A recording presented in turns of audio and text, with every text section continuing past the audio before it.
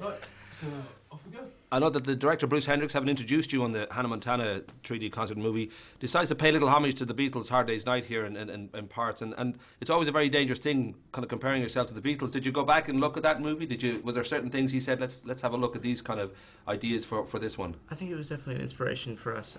It's one of our favorite movies, not only with the fan moments in that film, but also the humor. I mean, it's a hilarious movie, and which we thought, we should make this a concert film, but really try to make it a full movie. And that's why we added those pieces in the beginning with the breakfast scene, and just some pieces to really make it feel like you're watching a film, and really give you a clear picture as to who we are.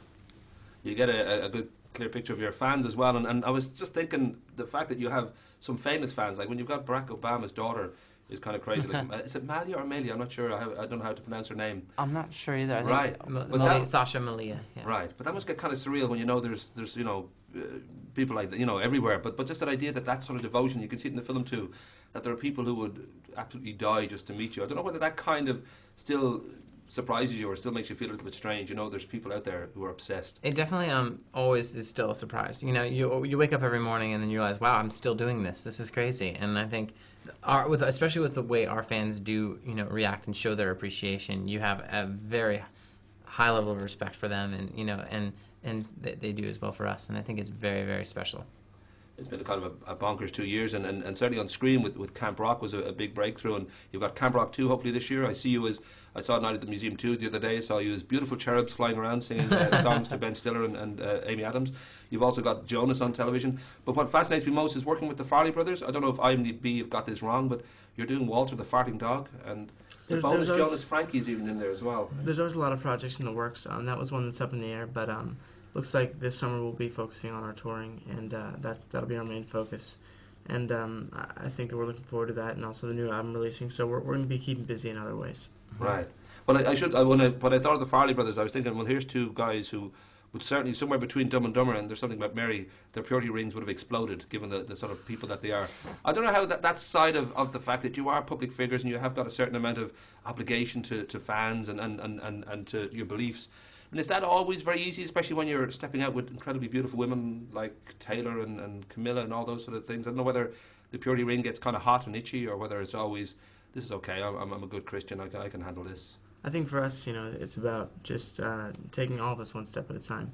And that goes back to the music and our day-to-day lives. And when it comes to our personal lives, we try to keep those personal. Because I've got a pure evil ring. It's like a purity ring, but it's Irish. If you need to borrow it, it's great fun. You can just do anything you like with this ring, but you have to take it off when you go to bed, because otherwise it gets a bit crazy. I should mention too that in all highly successful pop bands, from Take That, Spice Girls, everybody, there's always one that goes off the rails and either ends up in jail or kibbutz or worse, Scientology. Is there a sense already that maybe one of you is trouble? Because there's always that notion that somebody's got some sort of gene in them. You just know if we ever go off the rails, he's going to go first.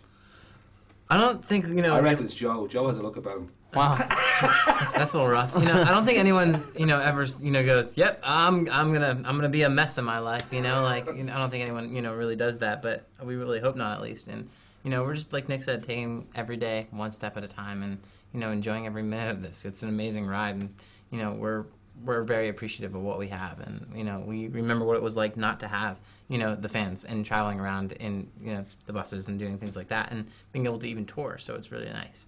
I should say, Kevin, you were born in Teaneck, New Jersey. Joe, you popped out in Casa Grande, Arizona. Nick, you were born in Dallas, Texas, and young Frankie was born in Wyckoff, New Jersey. Were your parents Paul and Denise fugitives? Were they on the run? Was there kind of how they always seem to be on the move? Yeah, they just were really involved in music and things like that. So always kind of traveling around and whatnot. Yeah. I've got to go, but Irish. You've got Irish, Italian, German, and you've got Cherokee Indian. Yeah. Yep. Sounds like an amazing night. Do you know where the Irish roots come from, or? Our grandfather's side, so on my mom's side. So it's kind of there's a lot in there, but it's there. Yeah. It's all the talent and good looks comes from there. You know that, right? Exactly. That's of course. Rock and roll. Okay, guys. Awesome. Nice Thank to you talk to so much. It's a pleasure.